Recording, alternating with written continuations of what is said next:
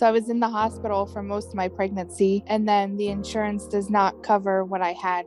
I had something called hyperemesis. I think just my little girl, just knowing that I had a little girl in my belly and she needed a mom. So I think that's just what pushed me through it, because I don't know. I just the fact that she was in there and I needed to do all of this for her.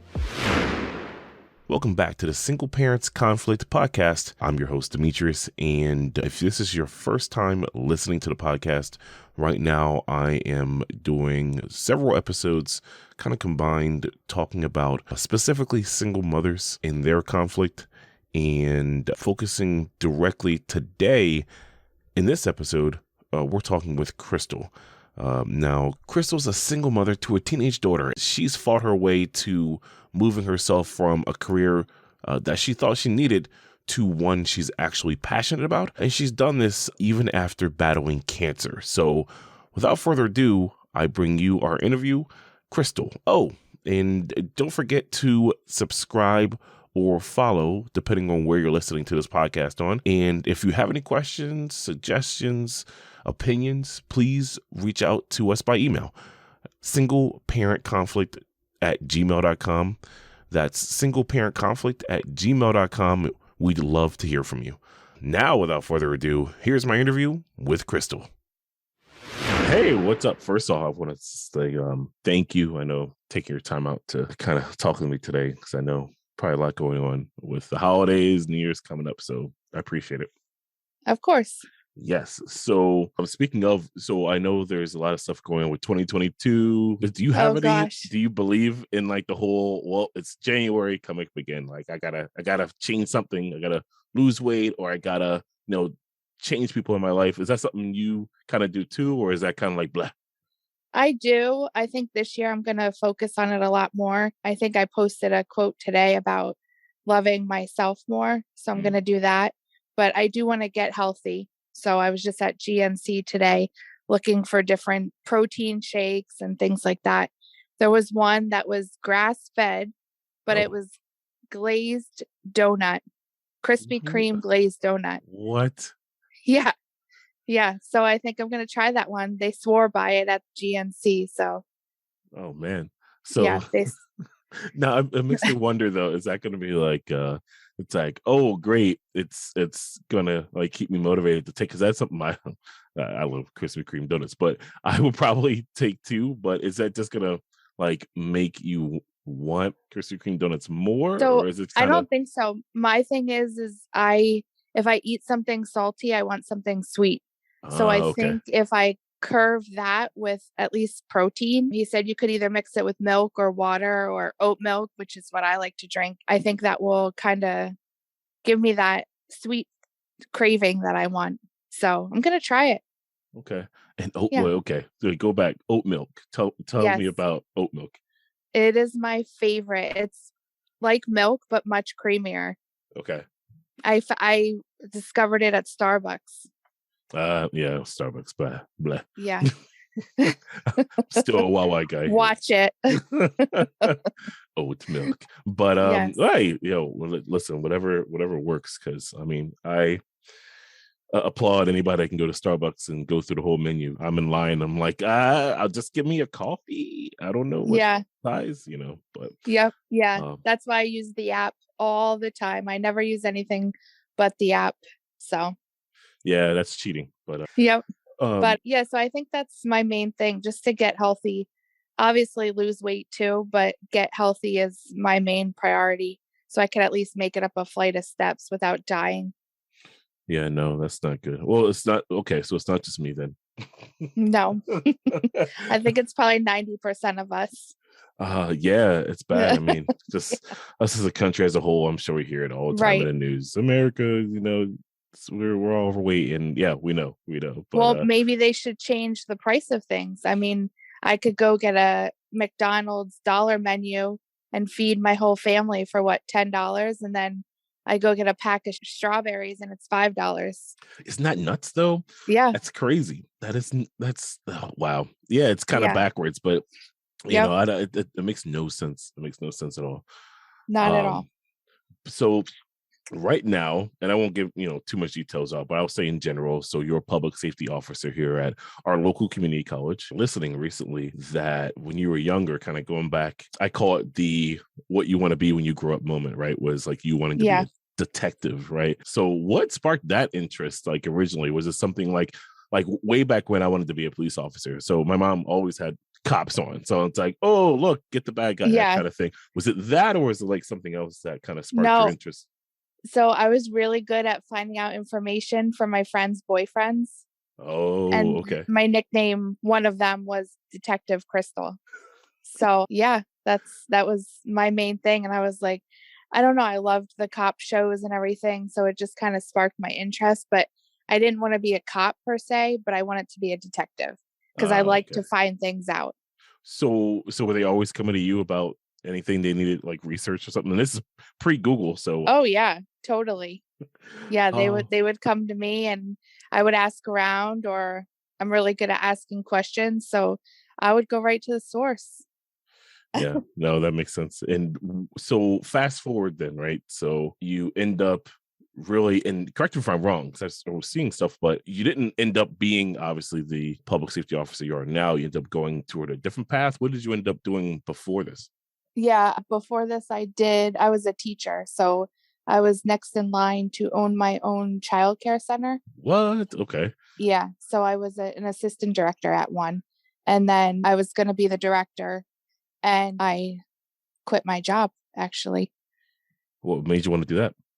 Well, I was married, and at that time he wanted me to be a stay-at-home mom, I guess you could say. So I Okay. gave up my dream to do that, to be a stay-at-home mom, which that did not happen. Oh man, yeah. Yeah. I don't even know like the stigma behind that. Because I mean, if it's one Yeah. thing, if because it's woman's choice, right? It's like if you want to It's do not what I that, wanted great. to do though. Gotcha. I like working. I didn't want to just stay at home and do nothing, but I do like working because I like to be around people Yeah. and stuff. But there was really no, after the director, there was really no room for advancement, and it wasn't paying enough. I had to work holidays and I had to work when nobody else was there. I had to be there. Oh wow. That's So yeah, it was kind of, I guess it was a blessing. yeah. I was gonna say it's crazy how small things like that just change your whole career path. So then going back then, so like during your pregnancy, I know some things. It wasn't a normal pregnancy, as we all No. hope that would Yeah. happen. Like, so can you talk to me about that? So I was in the hospital for most of my pregnancy, and then the insurance does not cover what I had. I had something called hyperemesis. So I would actually throw up 30 to 40 times a day. Oh my God. So I actually lost 37 pounds when I was pregnant. And since the insurance didn't cover it, they send you home with a PICC line. So I had a PICC line in, that's, I don't know if you ever heard of one. They're a little bit more than an IV. So you don't have to change a PICC line, where an IV you have to change every couple of days. The PICC line you don't. Oh, And it, it just stays in you then the whole yeah, time? so it Okay. goes up your arm and like into your heart, almost like your chest area. And I had to change my own IV bag at home. I had a nurse come every once in a while. So if I wanted to go somewhere, I had to put my IV bag in a book bag Oh my so that God. at least I could get out of the house. But yeah, that's pretty much how I was eating because I was so sick. I mean, even sunlight made me sick. So they told me every day to keep praying for my little girl because it's not healthy, obviously, being that sick. And what was the And diagnosis again? hyperemesis. Hyperemesis. Okay. Yeah. But I'm sorry, go ahead. Yeah. So I just finally, the third trimester, I got over it and I could actually enjoy my pregnancy. Wow. Yeah. That's crazy. So then just like Yes. that, so after it just kind of went away, was it something that Yeah. you did or No, I didn't do anything. I just started feeling better. I was able to eat and keep food down, and boom, it was like literally the third trimester. I was fine. so how did you deal with that during that time? Like what were the like emotions you had to kind of get Oh, through? it I was can terrible. only imagine. I mean, it was terrible. Thankfully, I didn't have any other children to take care of. I laid in bed for most of the time. I mean, sunlight made me sick. I had to put a comforter over my window because it would let sunlight in. And every time I looked at it, I would just feel nauseous. I don't know. It was just, and then I tried to tell myself, like, this is in your head. This is in your head. And nothing worked. I was sick. And I don't know. I was really upset and just depressed. But I still remained smiling. And if someone came in and I was laying towards my window, they had to talk to me that way. Because if I rolled over to look at them, I would be sick. Wow. Yeah. Yep. I don't even know. So what motivates you through something like that? Because I couldn't even imagine having to. I don't know what I would have done. I think just my little girl, just knowing that I had a little girl in my belly and she needed a mom. So I think that's just what pushed me through it, because I mean, I was not miserable at all. I was threw up and just smacked that smile back on my face. So it was just, I don't know. I just, the fact that she was in there and I needed to do all of this for her. Wow. Yeah. Yeah. I feel like I have a lot of motivating factors for what I do with my son, but nothing to that like extent. So wow. And then so you fast forward then, right? And then was it 2018? Like something else happened then, right? Yeah. So this is after you had your daughter. Well, yeah. Well, I was diagnosed with my first dose of cancer. This was like, I want to say like halfway through the second trimester, I found that out. So I gave birth to her in 2007. And then I want to say it was a week after that, then they removed the part of my cervix that was cancerous. And then I was fine. Everything was fine down there with the cervical cancer. And then in 2018, while I was pregnant. Wow. And is this different than the actual diagnosis that you have? Is that what that is? Is that cancer, or is it something different? So it was different. Hyperemesis is different from I had cervical cancer when I was pregnant with her. So they gave me a couple options. They told me that I could just wait it out, and after I have her, then take care of that. Or I could abort, or I could just see what, I don't know, just basically wait it out. So that's what I chose to do, because I made it that far. Actually, it was November 11th. I found out that I had cancer, a cervical cancer. And then November 15th was when I had my surgery. Wow. Oh, man. Yeah.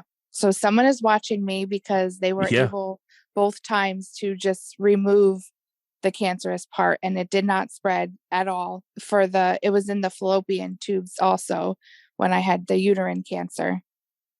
Wow. So yeah, you would think, right? Because it's like, so not only that, so your original diagnosis, you're pregnant, you're dealing with that, and then kind of fast forward to like everything else, another diagnosis, cancer. And then it's for me, I'm like, I don't even know how I would have dealt with that. Like maybe I would have given up. I don't know. I don't know if I'm as tough as you, but then fast forward to then another diagnosis of cancer. And it's like what is going on? But I feel like, I don't know. You can tell me, but I think that probably put you in a mindset, maybe a thicker skin, maybe a lot more 100 proof. Exactly. Yeah, I had, in between those two, I had robotic surgery, actually. What is that? I had muscles hugging my aorta valve near my diaphragm. So my organs were not getting enough oxygen. So it was diseasing my organs. So I don't have an appendix. I don't have a gallbladder. And then they finally figured out why these were being diseased was because of this oxygen thing. So there's at St. Luke's Hospital, there's a robot called Da Vinci, and he did my surgery. Wait, let's go back. So you're saying a robot actually, so not a person, was this being controlled by a person, or just? Yes. Yeah, okay, it's being controlled. Actually, if you Google it, I'm actually on the internet. My surgery is, because it was so famous, because nobody's ever did it around here. And I was the first person ever that they used a robot with. No way. I'm looking this up right now. That's robotic assisted surgeries for patients. I've never heard of this. But yeah, I have a printout. I'll have to, because it's very specific what you have to look up. But yeah, actually you can see the insides of me and the robot, like performing the surgery. There's like 4 or 5 pictures of it. Oh my God. Have you ever showed your daughter this, or is that kind of too much? Yeah, no, I showed it to her. She thinks it's so cool. Yeah, I mean, oh Yeah. wow. I want to say I was 23 when Okay. I got that surgery. So, Wow. yeah, So but here I am today. here you are today. It's basically a part of history. How does that feel? Yeah. Oh man. Yes. So okay, so now fast forwarding again, right? So now you're propelled to, and you can probably fill in the gaps here, honestly. But so now you're the public safety officer. Now it's not exactly what you wanted to be as a kid, right? It's not a detective, but Right. you're in the criminal justice field now. Like you're Yes. actually fulfilling like kind of the dreams that you wanted to do. So can you talk to me about like how did you feel then at that moment when you're like, oh, you finally got that job? Did you give you new ambition? Like what kind of walk me through that? Yeah. Well, I started as a dispatch. I actually got hired a week after I graduated. This was my first job interview that I went on. I knew pretty much nothing about shooting a firearm. I knew nothing about a taser. I mean, I never held a firearm in my life up until 2015. And so I graduated college, became the dispatch. And then from then on, I was like, you know what? I'm just going to go for it. It was more pay.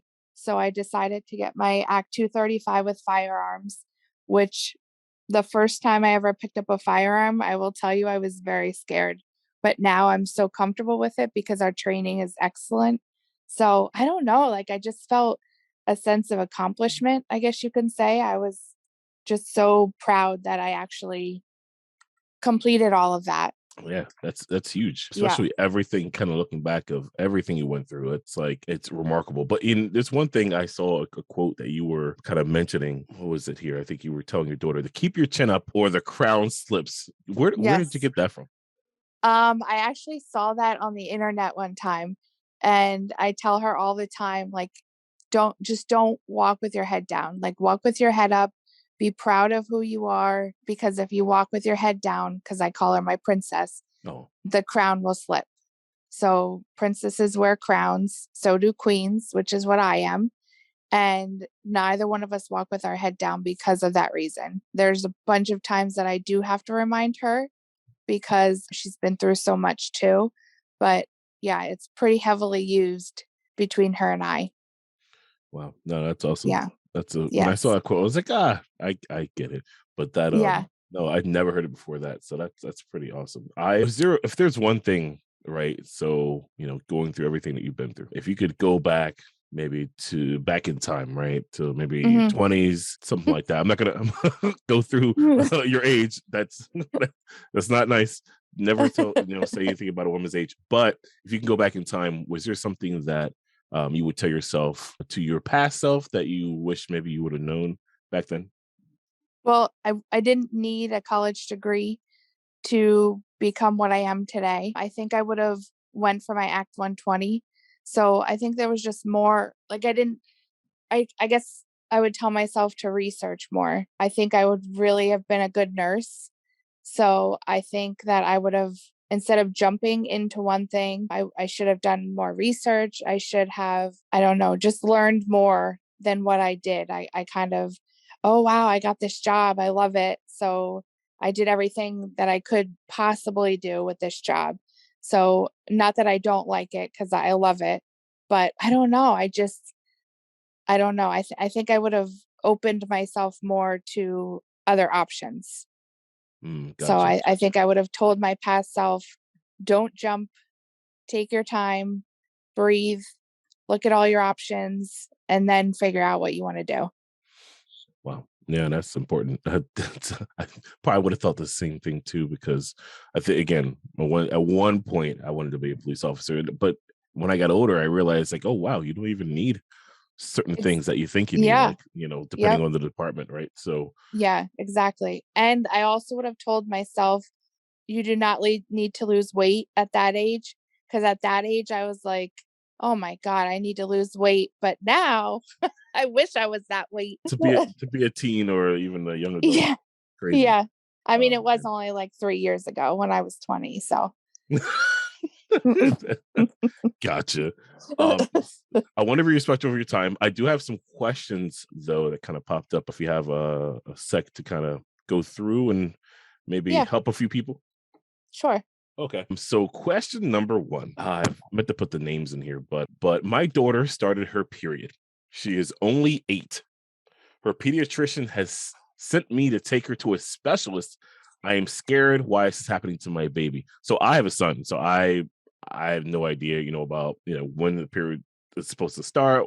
Like I have nothing like that. And obviously, you're not a doctor or anything, but being a mom to a daughter, like how did when your daughter first got her period, like how did that work? And is being 8, do you know if that's an issue at all? I don't know. No, it's not an issue. It's just that girls are maturing and growing up so fast lately. So I know a lot of people who had young daughters. I think, in my opinion, the pediatrician kind of obviously scared the mom and should have never done, like, going to a specialist at 8 because your child got her period.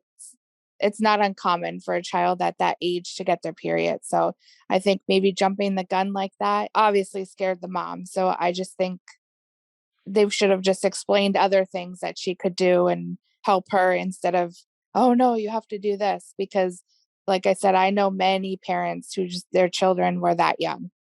Okay, so it's not abnormal. So That's what I thought, but not again, abnormal at all. And it's not, in my opinion, it should not have been the poor mom to be scared like that. That's not, I mean, I would be freaking out if someone told that about my little girl, but nope, that's totally normal. oh man, yeah, that's crazy. So okay, cool. Well, if I ever have, I don't plan on having a daughter, so I think think I'm safe. But question number two: what can a parent do to get their teenage child to clean their room properly? Ah, The vein of every parent's existence. yes, that is a good one. So I do a lot of research about, like, how different parents view things, and but I did see that taking the phone is not a punishment. So I know a lot of people are like, "Oh, if you don't clean your room, I'm gonna take your phone." Mhm. A lot of parents. But I read it's not a good punishment because then your child is going to retract once they get their phone back, because Oh, they're gonna think, "Oh, did they see that I told my girlfriend that I love her? Or did they see that I said, oh, I can't stand this girl?" So using your phone as a punishment is not good. I found that I help her, I guide her. So I think that's really good. Make it fun, do it together. Don't make it a chore, because kids aren't going to like that at all. What I've been doing is, since my daughter's home on break, I will make her a list before I leave. So, but I don't put horrible things on there. So I say, clean out your dresser, or make your bed, or just little things, not clean your room. She's not going to want to clean her room. But if you mm, give little things daily, then she decides, okay, yeah, I can do this. This is simple. All I have to do is go through my dresser. Cool. Then tomorrow I say, okay, vacuum your floor. Oh, all I have to do is vacuum. Great. Then just little by little, that's what I do. But sometimes I'll go in there with her and we'll talk and clean her room, clean out the junk and things like that.